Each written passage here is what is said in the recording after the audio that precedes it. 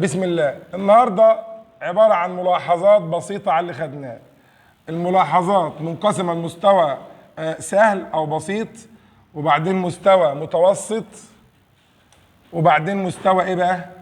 عالي. تعال نشوف المستوى البسيط. بسم الله. ار بتساوي ايه؟ احنا لسه مخلصين الكلام ده المره اللي فاتت واللي قبليه. رو اي ال. ايه العامل اللي ما بينكتبش؟ ايه العامل اللي بينكتبش؟ درجة الحرارة، صح ولا لا؟ طب لو انا استأذنت حضرتك وقلت لك هل ممكن تكتبها نسبة وتناسب؟ هتقول لي ممكن.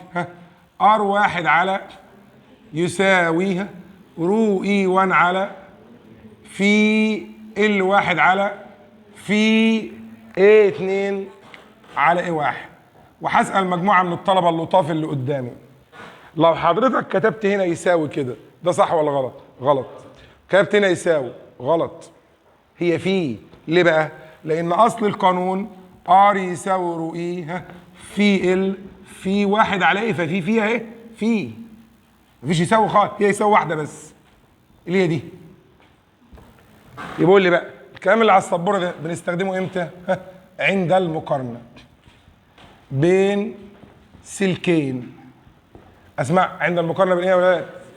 قول ورايا. مين هي ار واحد؟ مقاومة السلك الأول. مين ار اتنين؟ مين ال واحد؟ طول الأول. مين ال اتنين؟ مين ايه اتنين؟ مقطع الثاني. مين ايه واحد؟ مين رو اي 1 المقاومة النوعية لمادة الأول. مين رو اي 2؟ حلو أوي. أستأذنك تمليها لي تاني كده، معلش الملحوظة دي. مليها لي يلا. ار واحد على، مليني يا عمي.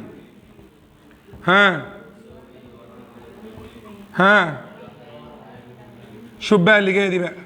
ايه 2 مش هكتبها كده، هكتب باي ار 2 تربيع على باي ار 1 تربيع. الباي تروح مع الايه؟ مع الباي. يبقى انا كده فكيت مساحه المقطع اللي قعدنا في التأسيس نسأل فيه. مقطع الاسلاك الدائريه معظمها كلها، عايز تقول كلها مش مشكله، باي ار تربيع. لان السلك عباره عن اسطوانه لها مقطع دائري وطول.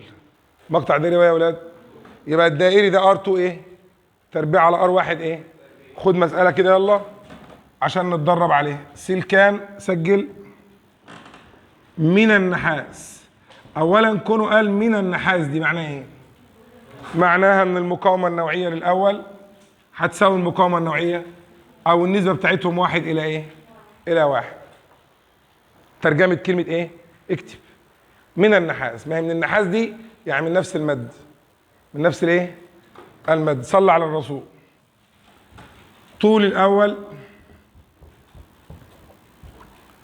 ضعف طول الثاني.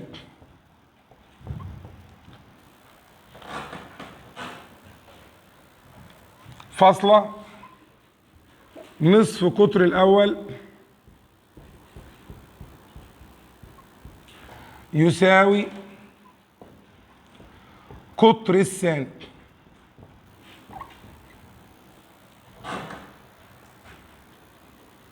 مقاومة الأول 10 أوم. احسب مقاومة الثاني.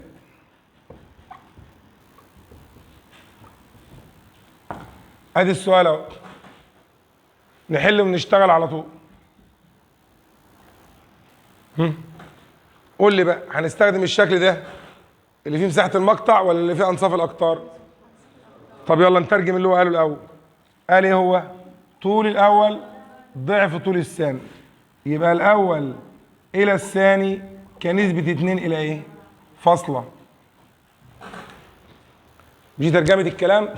قول بقى الأول ضعف الإيه؟ اقراها بطريقة تانية. بص الأول ضعف الثاني. مفيش أكتر من كده تبسيط بقى. ماشي. اقرا كده الجملة اللي فيها تفكير دي. نص قطر الأول يساوي قطر الثاني. نص قطر الأول يساوي قطر الثاني. قطر يعني 2 نق. قطر يعني إيه؟ يبقى قول لي بقى معناتها إيه دي؟ معناتها إيه؟ اقرا كده. نص قطر الأول يساوي قطر 2 نق. قطر يعني كام نق يا ولاد؟ 2 نق.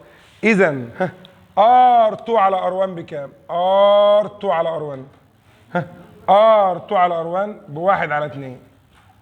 ار 2 على ار 1 بواحد على 2. حتى اقراها تاني كده يا جماعه. واحد عمل كسر وعايز اتاكد ان الكلام ده صح ولا غلط. اقرا كده. ها اقرا. ها ار 1 اقرا. ها 2 ار 2. اقرا كده بالله عليك. اقراها يا اخي اتاكد ان هي صح قبل ما تعوض بيها.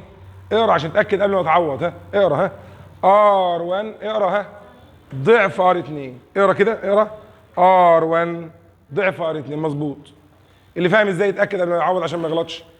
اللي فاهم ازاي يتاكد قبل ما يعوض. حلو قوي. نعوض بقى. يلا صلي على سيدك رسول الله. يلا مليني. يلا. ار 1 على ار 2 يساوي ها ال 1 ال 2 ها ار 2 تربيع على ار 1 تربيع. يلا نعوض. ال 1 على ال 2 بكام على كام؟ اللي على النايمه بكام على كام يا اولاد؟ ب 2 على 1. اقرا لي بقى. ار 2 على ار 1 بكام؟ ار 2 على ار 1 بكام يا اولاد؟ بس نص ايه بقى؟ تربيع. يبقى الناتج بتاعنا 2 على 1 في ربع. 2 على 1 في ربع بكام؟ بنص. اللي هي ربعين يعني. عيد تاني. فيها يافا هنا صح؟ دي صعبة ولا سهلة؟ ما بردوش عليا. صعبة ولا سهلة؟ طب ما تعلوا الصوت. صعبة ولا سهلة؟ مالك؟ ايه؟ اضغط على الزرار الاحمر بتاع المشترك ده. يلا نسمع بقى الطريقتين. يلا. القانون الرئيسي ايه؟ فضونا يا جماعة. ار بيساوي ايه؟ حلو. النسبة وايه؟ ار ورو ايه؟ طردي. ار وال طردي. ار وايه؟ عكس. يبقى ار 1 على ها ها لما سن مستوى اتغير ها افك الايه تبقى على الباي يروح معاه. بس كده. وموضوع انك تغلط في النسبه مش عايز تغلط اعمل ايه؟ اكتب اللي هو مديهولك واكتب انت اي حاجه ان شاء الله تكون غلط عادي وارجع اضرب طرفين في ايه؟ لقيتها مظبوطه خلاص. مش مظبوطه اعكس. يعني الامر بسيط يعني. مش تقعدش تعقد نفسك. عايز تكتبها عدل اكتب ده على ده يساوي ده على ده. مفيش مشكله. هي في كذا طريقه. المهم ما تغلطش. المهم يلا دخلنا على المستوى الايه؟ المتوسط. دخلنا على المستوى يا ولاد المتوسط. طبعا البياني والكلام ده خدناه المحاضره اللي فاتت ولا ما حصلش؟ مش خلصنا البيان المره اللي فاتت هنا؟ طب يلا صلي على سيدنا رسول الله. اسمع كده اللفظ ده سحب. سحب دي لها معنى اخر عند المدرسين. اسمها اعيد تشكيل. اسمها يا جماعه رد عليا. زي والدتك كده لما تكون هتعمل كحك مثلا عشان تفطر بيه الصبح. اللي هو الحاجات الصغيره دي. بتجيب حته عجينه كده لها كتله ثابته وتقعد تبرمها. كل ما تبرمها تضغط عليها كده تتفرد. هي صح ولا لا؟ يبقى حته العجينه اهي سحب سلك. كان ليها ايه وليها ايه ويصبح لها ايه وايه؟ كان لها مقطع كبير وطول صغير. لما كلمه سحب او اعيد ايه تشكيل لقيتها لقيتها طول كبير. طول كبير ولكنها مقطع صغير. ولكن يا جماعه رد عليا. اقول اي ارقام كده. لو مثلا المقطع كان 6 والطول كان كام؟ 1. الستة اصبح 3. الطول ده يصبح 2. حتى جرب كده. الحجم الاولاني 1 في 6. الحجم عباره عن ايه؟ الحجم عباره عن مساحه القاعده في الارتفاع. مقطع كبير في طول صغير. اللي هو كام في كام يا عم؟ رد علي. 6 في 1. اليمه الثانيه مقطع صغير في طول كبير اللي هو 3 في 2. يا رب تكون فهمت. يقول لي بقى كلما ايه لا اله الا الله. كلما زاد الطول قل المقطع. اسمع. كلما ايه؟ لنحصل على حجم ثابت. نحصل على حجم يا اولاد. ايه الصوت اللي بره ده يا نور؟ ايه الصوت اللي بره بتاع مين؟ تبعنا يعني ولا مش تبعنا؟ طب يعني يتكلموا بعيد يعني.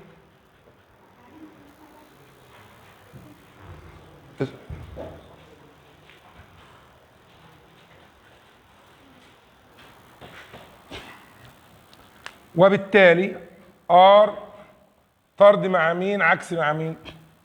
يا جماعه ردوا بقى. هنا اسمها فعل ورد ايه؟ هو بيديك الفعل بس بالراحه. هو بيديك ايه يا اولاد؟ يا جماعه ردوا. هو بيديك الايه؟ خلاص بيديك الايه؟ ناس نايمه. بيديك الايه؟ ايه الفعل؟ ها، زاد الطول. تيجي انت قايل قل المقطع. ساعات يقول ايه؟ قل المقطع. تيجي انت قايل زاد الطول. هو بيذكر كام حاجه؟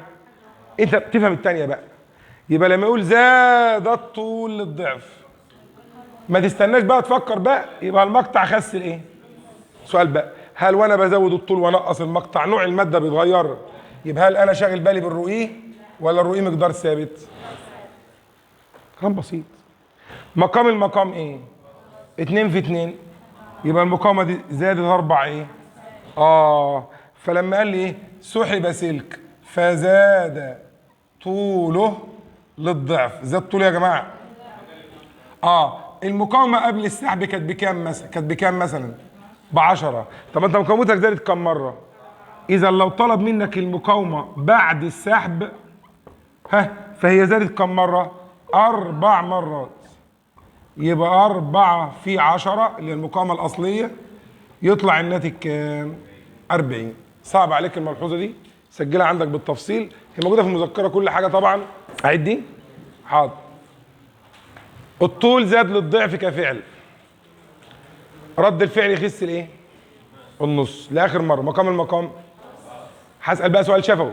شفوي اهو، اسمع. قل المقطع، اسمع، للتلت. ايه اللي يحصل؟ فكر كده. المقطع قل للتلت، يبقى دايركت الطول زاد. الطول زاد 3. حلو. لما الطول يزيد 3 في البسط والمقطع يقل تلت في المقام، مقام المقام المقاومه تزيد كم مره؟ ادي الكلام الفاضي. اعلي المستوى، اعلي هكتب هنا وارجع امسحها. سحب سلك، اكتب مقاومته 20 اوم فزاد طوله بمقدار الضعف. زاد يا ولاد؟ انت غلطت على فكره. تبقى مقاومته الجديده كام؟ ما حدش يتسرع بس بالحكم.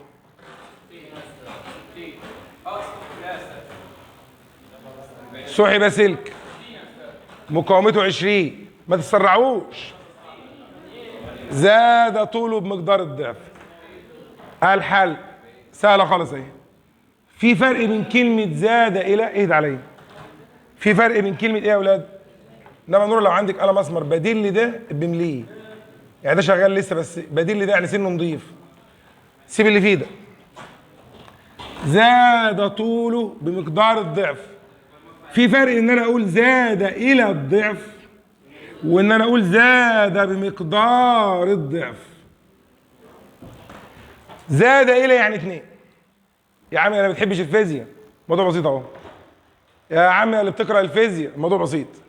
كان مرتبك 1000 جنيه اصبح 2000 جنيه، غير لما يكون مرتبك 1000 جنيه واضيف عليه 2000 جنيه. اضيف عليه زاد بي، يبقى دي مش معانا، دي اللي معانا. يبقى ال 2 يساوي ايه؟ 3 ال 1. يبقى ار بيساوي، او ار يساوي زي ما انا قلت اهي ال على ايه؟ ورد انت بقى. زاد الطول 3 مرات، يبقى المقطع قل التلت. مقام المقام بس كده. يبقى مقاومته قبل السحب كانت كام؟ 20. يبقى المقاومه الجديده 9 مرات ال20، يعني 100 وكام؟ اللي في دماغه ان الفيزياء لسه معقده يرفع ايده. اللي في دماغه ان الفيزياء لسه معقده، الموضوع فعلا معقد، يعني محتاج سن التركيز صغير قد كده اهو. عيد تاني. يلا بقى راجع معايا المستوى المتوسط عشان نرجع ناخد بقى المستوى الايه؟ العالي. يلا ايه بقى المستوى المتوسط هنا؟ سحب سلك يعني اعيد ايه؟ تشكيله. حسب بقى بيحكي بقى زاد طوله الى كذا، زاد طوله الى كذا، ما دام سحب يبقى زاد طوله. أعيد تشكيله معناه حاجة من اتنين، يا زودنا طوله يا نقصنا طوله. لو زودنا طوله المقطع يقل، ولو نقصنا طوله المقطع يزيد، كفعل ورد ايه؟ فعل. وهناك فرق بين كلمة زاد إلى وزاد بمقدار. عيد كله زي الفل؟ ماشي كده. اللي يحل مين بقى؟ للمستوى العالي شوية بقى. صلي على سيدك رسول الله.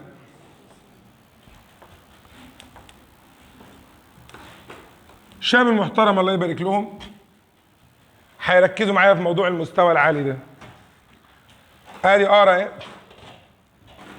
بتساوي ار رو اي ال على حاجه من اتنين. لو قال اسمع يا ابني نخفي المساحه، اسمع لو قال نخفي يا اولاد يبقى نضرب في ال ونقسم على ال. طب نيجي هنا بقى، لو قال نخفي الطول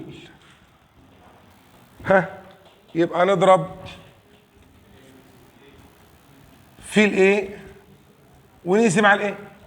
يقول لي بقى في كام احتماليه للشغل العالي؟ قولهم لي. لو نخفي المساحه يبقى نضرب في ال بسطا وايه؟ لو هنخفي الطول نضرب في المساحه بسطا ومقام. انا بحاول ان انا اسستمها لك يعني. صلى على سيدنا رسول الله. المسار الاول رو اي ال على ايه؟ هضرب فين يا معلم؟ ال بسط وال مقام. يبقى ار يساوي رو اي ال تربيع. حاسب بقى كلمه ايه ال دي مترجمها لك انا ايه؟ حجم فوليوم، اللي هي حجم الاسطوانه، مساحه القاعده في الارتفاع، حجم السلك، مساحه القاعده في الطول. لو واحد ما حضرش معانا اصلا يبقى هنا كلمه ايه يا معلم؟ فوليوم. يلا اقرا بقى اللي انا كاتبه على السبوره ده. اقرا يلا. ار بتساوي ايه؟ انجز وما تعقدش نفسك. انا اكتر حاجه بكرهها ان تعقد نفسك دي. ار يساوي ايه؟ اضرب في البسط واقسم على ال تربيع. ايه ال يبقى فوليوم. ظهر الحجم ولا ما ظهرش؟ يا متى نستخدم العلاقه دي؟ لما يجيب سيره الحجم والكثافه والكتله والكلام ده. المثلث بتاعنا المشهور قوي الله يبارك لكم يا رب، رو تساوي الكتله على الحجم. اسمع، رو تساوي، رد انت بقى، الحجم اهو فوليوم اهو يساوي كتله على كثافه. يساوي يا ولاد يبقى ار يساوي ايه؟ الله يرضى عنكم يا رب. ايوه شيل بقى فوليوم دي وحط لي ام على رو، ما مقام المقام بسط، تبقى رو فوق هنا كده. وهو ده القانون يا عم. يلا ثاني بقى لاخر مره. ار بتساوي ايه بسرعه؟ ضربنا وقسمنا ال في ال يدي ايه ال دي من التاسيس بقى المحاضرات الاولى. ايه ال يبقى حجم، ايه ال يبقى ايه؟ اهو من اولى اعدادي بيقول لك س يساوي كف على ح، يعني الكثافه تساوي كتله على. ثانيه ثانوي رو رمز الكثافه، ام كتله، فوليوم. شيل بقى الفوليوم وحط ام على رو، شيل الفوليوم وحط ام على رو، ام على رو مقام المقام. عدتها 3 4 مرات اهو. عيد تاني. طب هل تقدر انت تعكسها؟ يلا اعكسها انت بقى. اعكسها هنا انت، يعني اعمل انت الشغل ده. معاك دقيقه اعكسها. الار تساوي ايه؟ الله يرضى عليكم يا رب. يلا يا عم اضرب في مين؟ اقسم على مين؟ يبقى الار يساوي ايه؟ ايه اللي يعني ايه؟ الله يرضى عليك يا رب. ايه اللي يعني ايه؟ يا عم رد بقى يا عم. فوليوم. ال تربيع كانت فوق، يبقى الايه تربيعها هتبقى ايه؟ تحت. المشهد ده نظير للمشهد ده زيه بالظبط، بس هنا اختفت مين؟ الايه، هنا اختفت ال. مستنيك انت بقى تعمل الخطوه اللي وراها. يلا شيل الفوليوم اهي وحط ام على ايه؟ على رو، يبقى ام على رو. في مين يا وحش الوحوش؟ يبقى المشهد ده نظير المشهد ده. عيد تاني. طب مين يقدر يستوعبهم بصنعة لطافة؟ اللي مخه نضيف قوي هيركز معايا. اللي واحد انا مداري عليهم هم ورايا هم. ايه رايك لو في 5 ثواني عرفتك ازاي تسمعهم من غير ما تستنتج؟ 5 ثواني بالظبط. بص، الرؤية كده كده موجودة صح؟ ايه علاقة الار بالال؟ طردي. يبقى لما تربع ال فوق الفوليوم يبقى تحت. اسمع كده، ار يساوي رو اي ال تربيع على فوليوم. دي الاولانيه اتحفظت كده، لانك لما تشيل الفوليوم هيبقى ام على رو. سمعها على بعضها بقى. ار يساوي رو اي ال تربيع في رو على ام تحت. ام يا جماعه ردوا عليا. اهي اعكسها بقى. ار وايه علاقه ايه؟ عكسيه. قول بقى ار يساوي رو اي تحت في مين؟ ايه تربيع، يبقى الحجم فوق. قولها بسرعه، قولها بسرعه بقى. ها قول الاولانيه. ها ار يساوي رو اي ال تربيع على فوليوم. هات الثانيه. ها ار يساوي رو اي ايه تربيع تحت. ها يبقى الفوليوم فوق. وموضوع فك الفوليوم سهل. اللي فاهم يرفع ايده بقى. سهل قوي. نسمع يلا. ها سمعها شافه. ار يساوي رو اي. طب والتاني ار يساوي رو اي. اصلا الار طرد مع ال بقت ال تربيع، يبقى هنا فوليوم. اصلا الار عكسي مع الايه بقت ايه تربيع، يبقى الفوليوم فوق. ثانيه الا ثانيه، ثانيه الا ايه؟ يبقى فاضل لك خطوه واحده وتطلع الشكل النهائي، انك تشيل الفوليوم وتحط ام على رو. خلص الكلام. اللي يقول لك الفيزياء معقده اخرم عينيك. عيد تاني يا عم، رد عليا. نسبه وايه؟ وتناسب. يلا صلي على سيدك رسول الله. يلا مليني بقى ار واحد على، الله يرضى عليك. ها مليني بقى رو اي واحد على. هتختفي امتى دي؟ امتى تختفي؟ لو قال ان السلكان من نفس الايه؟ ايوه. ال واحد تربيع على، طبعا دي رو 1 ودي رو 2. الام ام 2 على. اخبارك؟ قولها بقى يلا تاني. ار ورو ايه؟ ار ورو ايه؟ طردي. ار ورو ار وايه اللي تربيع؟ ار وام الوحيده الاثنين. اللي مستوعب معايا كل كلمه راجل لابس احمر ورا. اتنسيون يعني انتبه بالفرنساوي. جمل فتح الله يعني انا اسمي فتح الله. اللي بعده. ها اسمع يا سنه سوخه. اسمع. الله اكبر. ايوه يا ابو السيد بقى.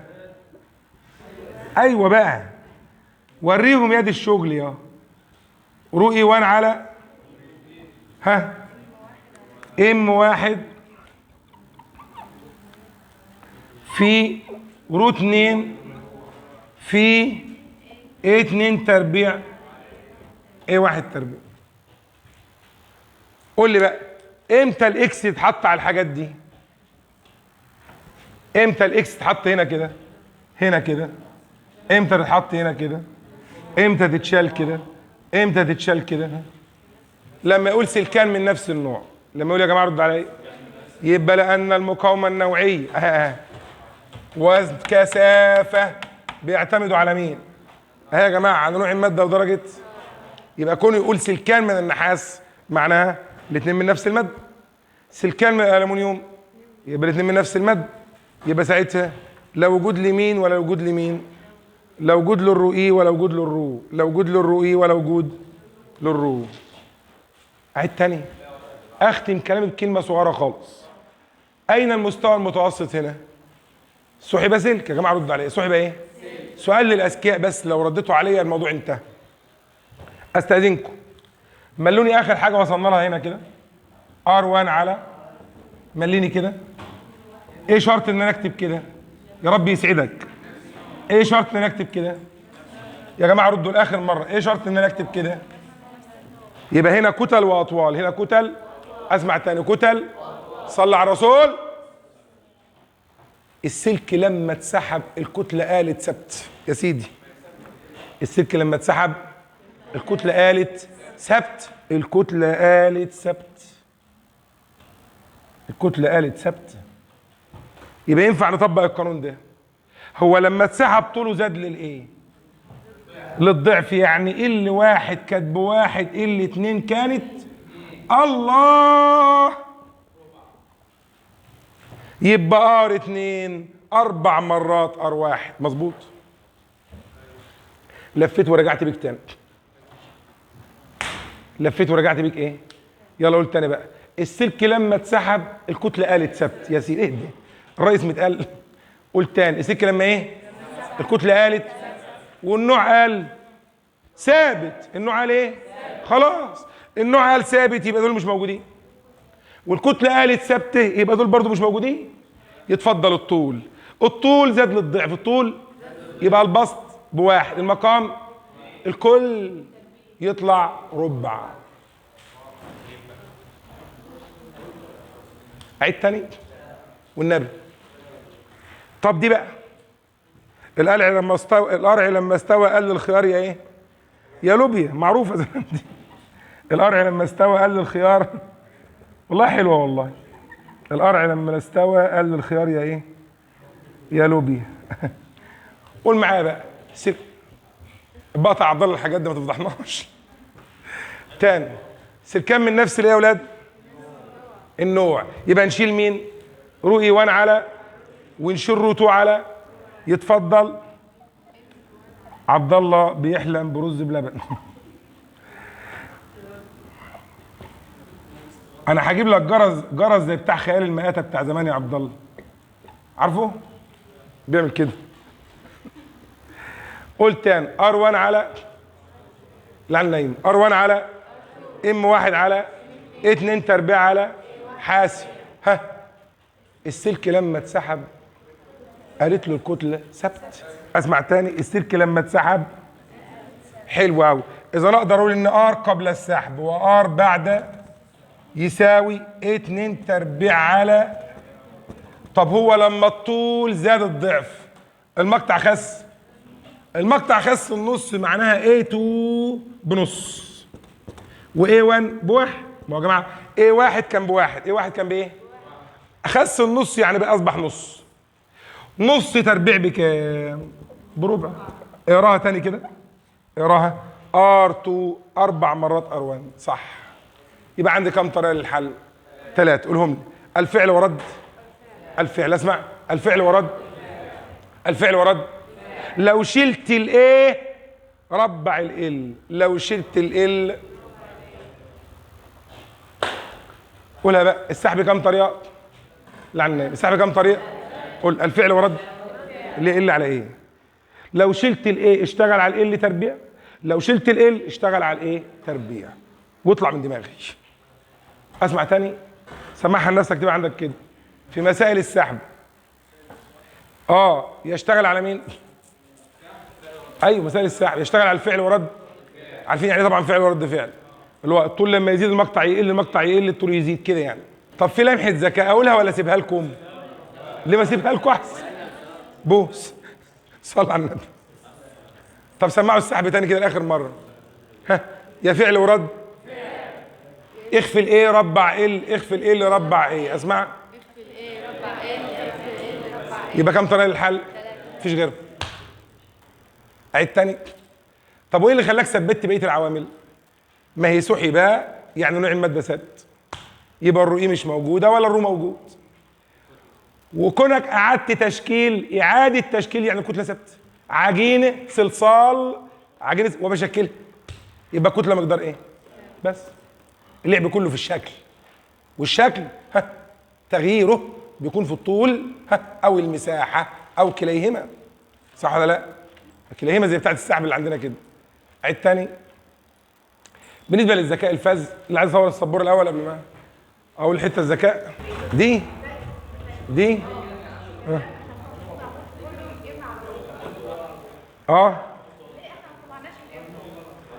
ما طلعناش الام ازاي يعني؟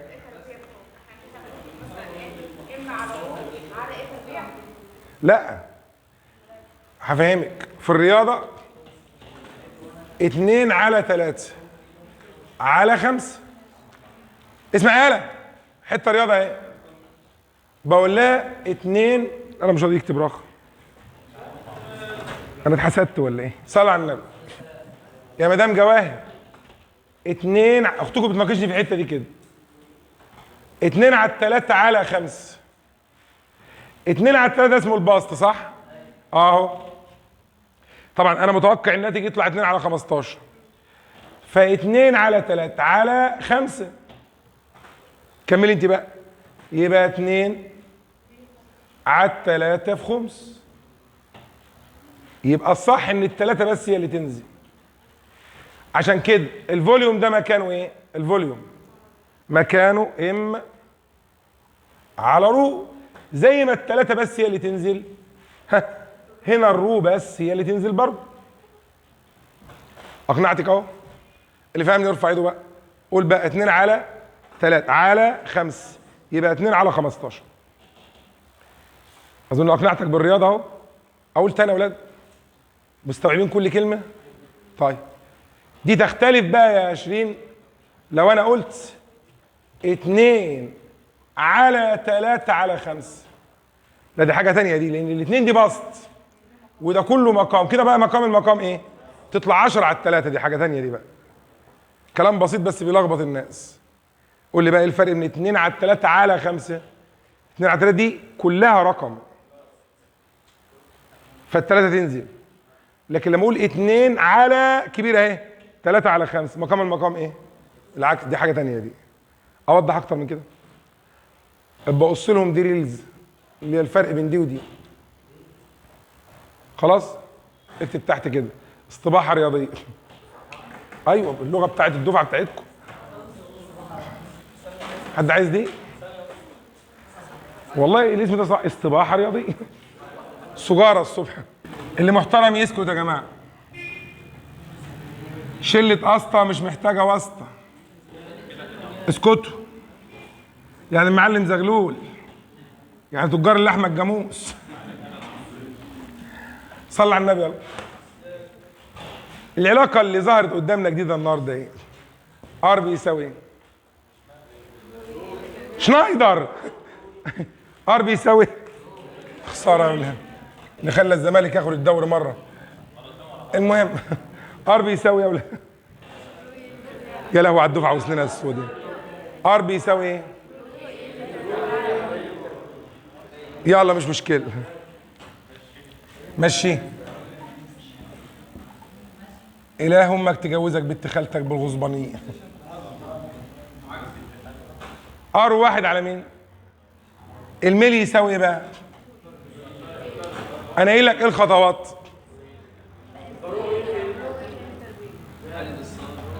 ده صاد 1 على فوليوم س. الميل يساوي ايه؟ الناس نايمه خالص. يساوي ايه يا ولاد؟ كده قدامنا كام سكه؟ سكتين. يا يثبت الرؤيه يبقى الميل طردي. السكه الثانيه يثبت ال يبقى الميل طردي. عسل عسل. يبقى دي لها كام احتمال؟ كام احتمال يا ولاد؟ الاحتمال الاول هم سايبيني ومركزين مع الشاشه وهي بتفتح. استغفر الله العظيم يا رب. شغاله بالطاقه الشمسيه. استغفر الله العظيم يا رب. قول لي بقى الميل يساوي مين؟ صبر يا رب. يا ابني رد التوهيه يا ابني. السلكان اكس واي من النحاس. الله.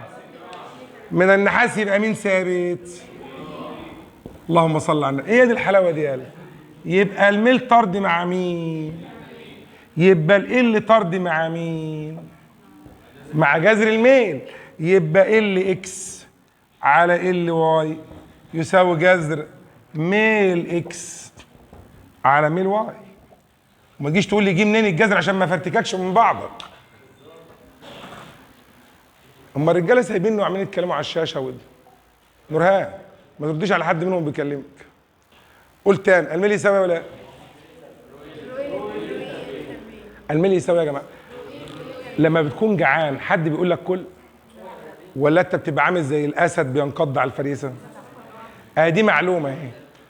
يلا يا حبيبي في اكل اهو، يلا يا بابا. لا اله الا الله، يلا يا اولاد. ايوه، عندي كام طريقه؟ يا يثبت. ازاي يثبتها؟ اهو من نحاس. يبقى كده الروي مقدار ايه؟ الميل طردي او ال طردي. الحاله الثانيه عشان نقفل الموضوع ده بقى، صوفيا لورين. صوفيا ايه؟ بقول له ايه صوفيا لورين دي؟ جدع الواد متابع ازاي؟ بقول له من امريكا. قال سلكان لهما نفس الطول. كده هو ثبت مين؟ اللي تربيع ثبت مين؟ كده الميل طردي مع مين؟ يبقى كده رو اي اكس اكبر من رو اي واي. مين فاهم الافكار الجميله دي؟ صعب عليك؟ قول لي بقى جبري ظبطتك ولا ظبطتكش؟ زاد الى قل بمقدار، زاد بمقدار، نسبه وتناسب، المستوى العالي، المستوى المتوسط. يا عم رد عليا. طيب انا مستني حد يلقط من على السبوره حاجه كده يعني تؤدي اللف، يعني حاجه خطيره فعلا.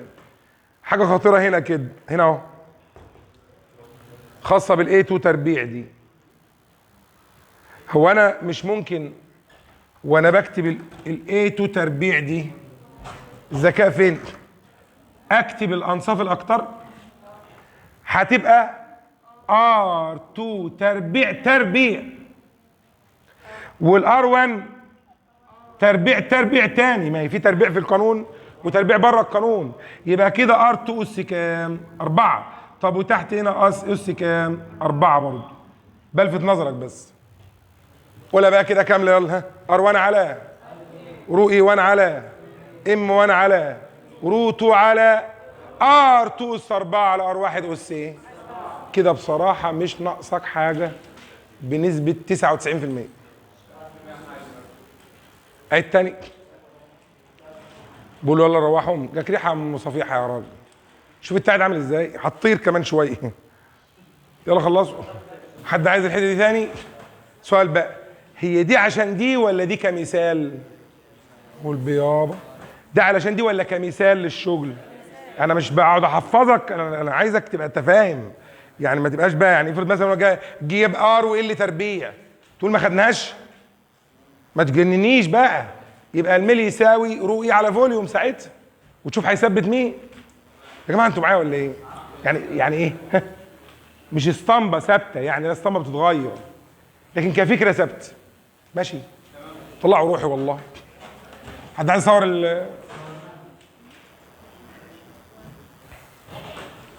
بيصوروها واقرب فرح يمسحوها.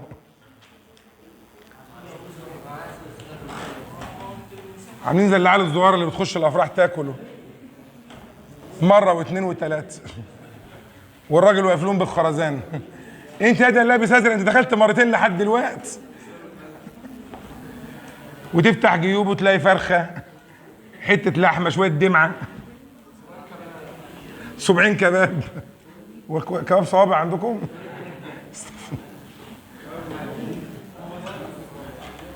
صلى على النبي. اول سؤال، يلا هنبدا الدور من الراجل الاهلاوي اللي ورا ده. عند زياده جهد المصدر الكهربي في دايره بتحتوي على مقاومه، اي الخيارات؟ خيارات جمع خيار. صحيح. التيار بيحصل له، المقاومه بيحصل له ايه؟ دوك فليد. ها، ب صح. ار، فاكرين يا اولاد بتساوي اليمه دي؟ قول يا واد. فلما التيار بيزيد الجهد لكن المقاومه تبقى. وضحناها دي. ده السؤال رقم كام؟ اجابته ايه بقى؟ ما ترد ولا لا؟ ماشي، اللي بعده يلا. يبقى يزداد 32. 32 اللي يحل يبقى عبقري، مخه نضيف يعني. على المرحله رقم كام؟ واحد. ايوه مين اللي سالب ده؟ المقاومه يا ابني، المحور يا ابني، حرام يا ابني، يا ابني محور مين ده؟ مين اللي اتكلمت؟ والسيد واخد نص الحصه لحسابه ولا ايه؟ مش بالحجم يا ابني. قول ورايا كده، فرق وجود مقدار ايه؟ حلو. اقول له كده في المرحله رقم كام؟ فرق الجهد مقدار. ساعتها بقى ما دام ثبت فرق الجهد، مين بيزيد؟ التيار. يبقى اكيد المقاومه بت ايه؟ روعه روعه روعه انك تفهم. قول يلا بقى، البياني مثبت مين؟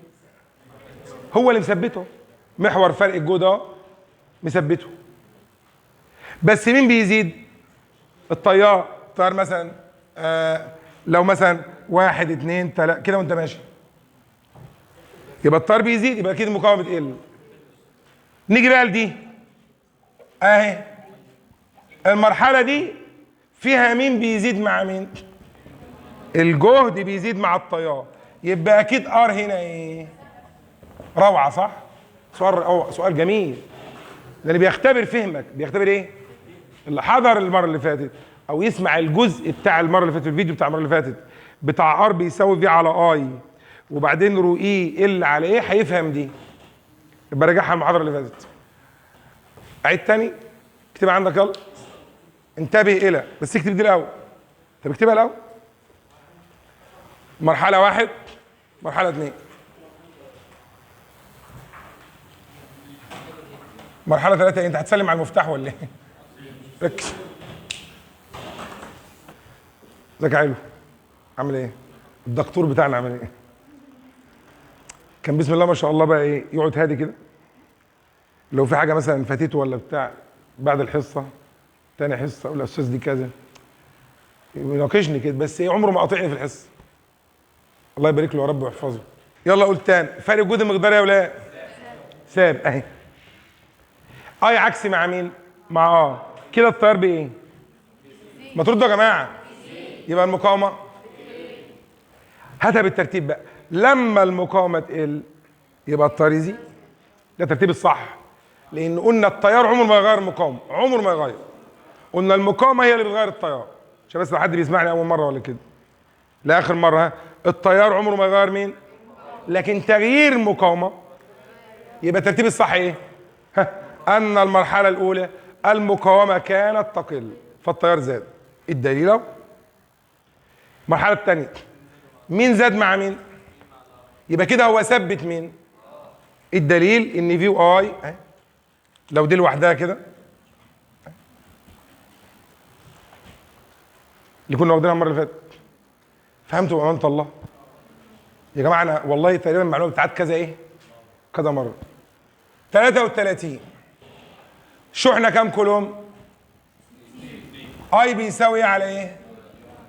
كام كولوم على كام ثانيه؟ اي يساوي ايه؟ ايه اللي انا غلطان فيه؟ اللي انا غلطان فيه المفروض اكتب اي باللون الايه؟ ليه؟ عشان اي مقدار ايه؟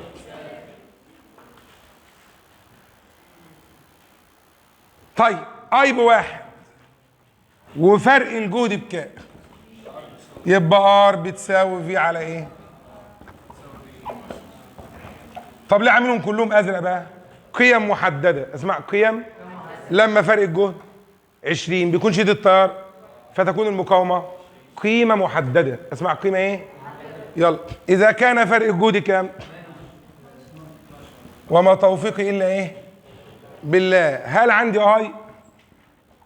سهل اجيبه، اللي بيقرأ في ضوافره ان اي على التي. كان من شويه كنت واثق من نفسك. ان بكام؟ شحنه الالكترون بكام؟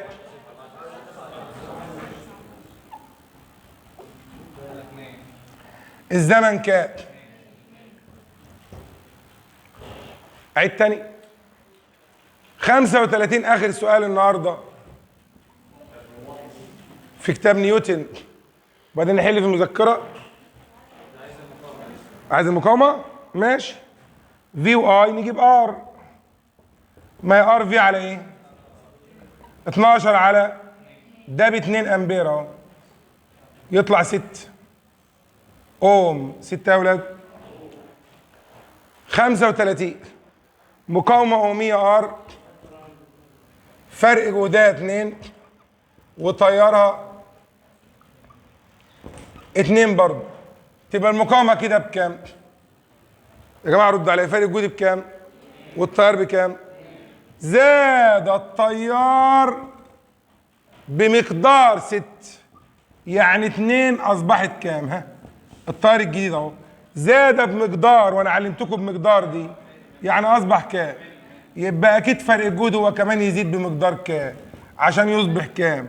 لان كده كده ار مقدار ايه؟ يبقى 2 على 2 فيها الواحد، الكام على 8 يدي واحد برضه 8، عشان لازم ار انها مقدار ايه؟ ثابت. عيد تاني، يبقى الاجابه هي 8. صعبه؟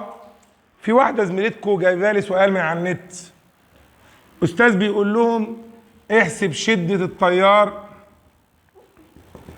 لكتله مقدارها كذا، ومديها رقم كده كيلو جرام وبس. هذا السؤال غير مكتمل، لان لازم المدرس اللي حط السؤال ده الله يكرمه يا رب ويوسع عليه، هو اكيد ما خدش باله كتله الالكترون لازم يديها للطالب كده. لازم الاستاذ اللي حط السؤال ده يعدله شويه. طب ليه بقى؟ لان الطالب هيروح يحسب عدد الالكترونات، هيقسم كتله الالكترونات كلها على كتله الالكترون الواحد، كده جاب ان، وهو قال ان الكتله دي مرت في زمن قدره كذا، هو مديهم الزمن فعلا. ساعتها بقى اي يساوي ايه؟ ها، الان جابتها، الايه هي حافظاها، الزمن هو مديهولها، كده تتحل المساله. لكن لو اداها الكتله بدون ما يديها كتله الالكترون مش هينفع. عيد تاني، اكتبها عندك بقى فكره اهي. الراجل بيقول يحسب شيء التيار الناتج عن مرور كتله مقدارها كذا في زمن كذا. ما هو مش مديها لهم، مين اللي حافظها؟ كتله الالكترون كام بقى اللي عايز يكتبها عنده؟ 9.1 في 10 سالب 31. دلوقتي هنحل من المذكره بقى. افتح المذكره اقرا يلا. صلى على الرسول. ده كام اوم؟ وده كام اوم؟ جهد ايه بكام؟ الناس نايمه. هو ليه انا مش بخلي حصه شرح لوحدها وحصه حل لوحدها؟ ليه؟ انت هتمل. لا هو ينفع بس هتمل، هتزهق. ده كام فولت ده؟ وده بي، وده سي، وده دي. والتيار اللي عطاهولك كام؟ يا عم رد عليا. استاذ محمد معرفني ان فرق الجهد بكام طريقه؟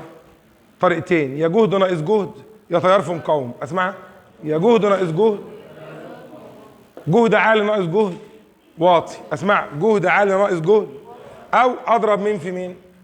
2 في 4 بكام؟ حلو. يبقى فرق الجهد ده اهو، ده اهو بس شويه ده هم ب 8. بقول انا بقى ايه؟ جهد ايه ناقص جهد بي يساوي 8. اسمع، جت منين ال 8؟ اي ار. اسمع، جت منين ال 8 يا اولاد؟ قول معايا بقى، جهد عالي ناقص جهد منخفض يساوي اي ار. اسمع، يساوي يا اولاد. طب التيار كان بكام؟ ب2. المقاومه بكام؟ يطلع الناتج كام؟ ايه بكام و20؟ ايه الرقم اللي انطرح من 24 دي 8؟ ايه الرقم ده؟ 16. ده جهد البي. جهد يا اولاد. يبقى كده جهد البي بكام؟ هل في مقاومه بين البي والسي؟ يبقى جهد مين يساوي جهد مين؟ يبقى جهد البي يساوي جهد، اذا السي كمان بكام؟ 16. اللي فاهم يرفع ايده بقى. قول يلا، فرق الجهد بين مين ومين؟ يا جماعه ردوا عليا، بين ايه وايه؟ يساوي اي ار. يساوي يا اولاد؟ مالي بقى، جهد ايه ناقص جهد يساوي اي 2 في 4. ايه الرقم اللي انطرح من؟ يدي الرقم هو بين بي وسي لا يوجد مقاومات، يبقى جهد بي هو جهد اللي بعد. مالي بقى، جهد سي ناقص جهد دي يساوي اي ار. التيار بكام وانت ماشي كده؟ يبقى 2 في 6. السي بكام؟ ب 16. ايه الرقم اللي انطرح من 16 يدي 12؟ ما تردوا يا جماعه. يبقى جهد دي بكام؟ ب4. يبقى الدي جهدها 4 فولت. اخبارك ايه؟ يا جماعه ردوا عليا. صعبه؟ بامانه الله. بس يعني طب لو عايزين فرق جهد بين سي ودي، ما هو سهل قوي. 2 في 6 بكام؟ ب 12 فولت. ده اسمه فرق الجهد اللي هو الفولتميتر يعني. عيد تاني. اتفضلي اسالي. حلو. بي هي سي. افتكري كده. لماذا يوجد فرق جهد؟ طب اصلا ما فيش مقاومه، يبقى مفيش فرق جهد. بالراحه كده بدون تعقيد. بي هي سي، مفيش بينهم مقاومه، يبقى لو دي جهدها كام فولت يبقى دي جهدها كام فولت؟ اللي فاهم يرفع ايده يلا. خد واحده حلها انت بقى. حلها انت شبه دي كده. بس يا ولد، بس يا ولد. اهي مقاومة 5، مقاومة 3، مقاومة 2، والتيار اللي بيمر كان كام امبير؟ وجهد الايه 60 فولت. جهد اوجد جهد البي، جهد السي، جهد الدي. خلي امورك طيبه.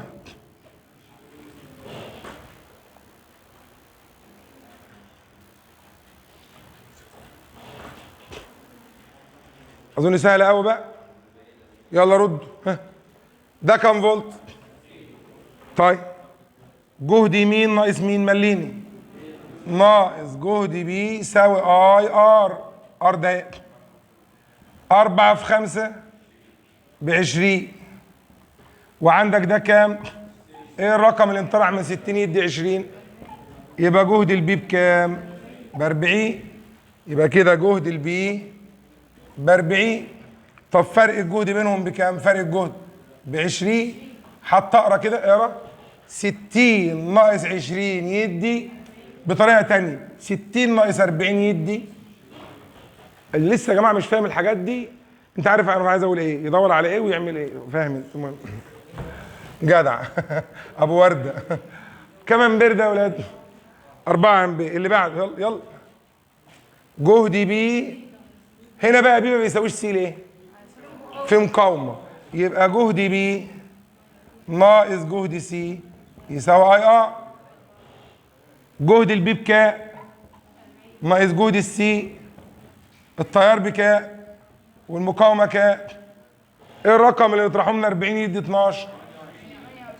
يبقى جهد السي كام؟ 28. يبقى السي بكام؟ يا جماعه ردوا بقى يا جماعه بقى. التيار اللي ماشي معايا كام؟ 4. جهد سي ناقص جهد دي يساوي اي ار. السي بكام؟ طب والدي بكام؟ ما نعرفوهاش. التيار بكام؟ ب4 في كام؟ ايه الرقم اللي انطرح من 28 دي 8؟ يبقى جهد 20. 20 يا استاذ. انت فاكر وراك حريم ولا ايه؟ وراك رجاله يا استاذ. عيد تاني. ما اولع في نفسي وعيد تاني. ليه ما عيد تاني احسن؟ اللي بعديه. كانت بركت عليك يا اخي، كانت بركت عليك، كانت استفادت، خدت حسنات في البشريه، كانت بركت عليك.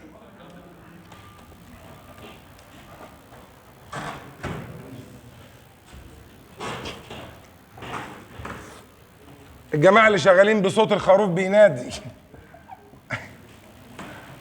المقاومه دي كام؟ يا لهوي عليه. واحده بتقول لك ثابته بس على حياء. ار ثابته. التيار اللي معدي كام يا ولاد؟ وفرق الجهد كان بكام يا ولاد؟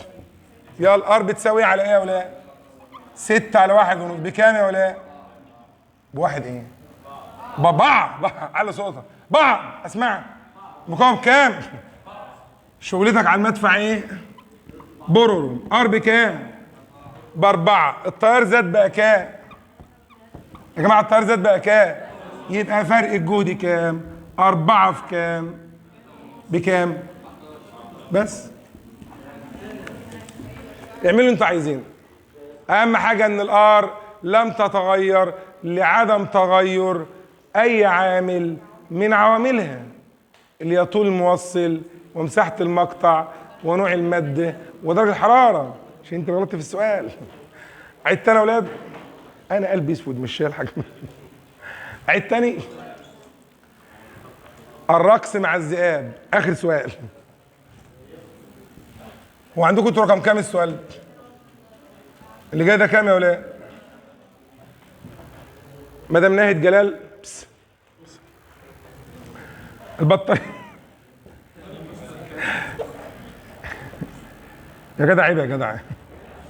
ادي البطارية. الفي بي مقدار يا اولاد؟ ار بكام يا اولاد؟ 0. ده ريوستات وده اميتر.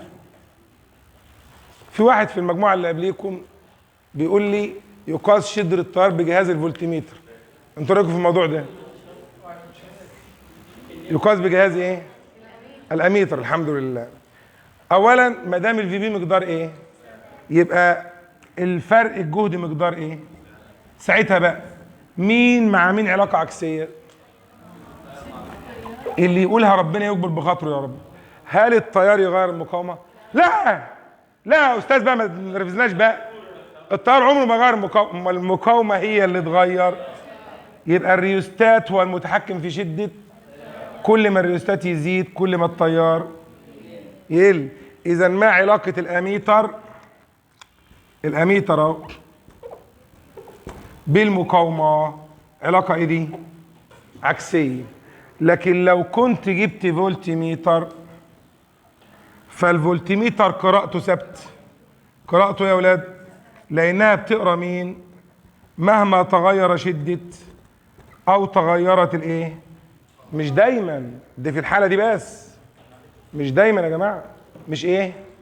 لأن الريوستات بيغير طوله فيتغير مقاومته. أسمع، الريوستات بيتغير عن طريق الزالق. مين فاكر الحكاية دي؟ مين بقى أمور الفيزياء كلها بسم الله ما شاء الله باينة قدامه بقى، وعارف بقى مين يغير مين مين ما غيرش مين.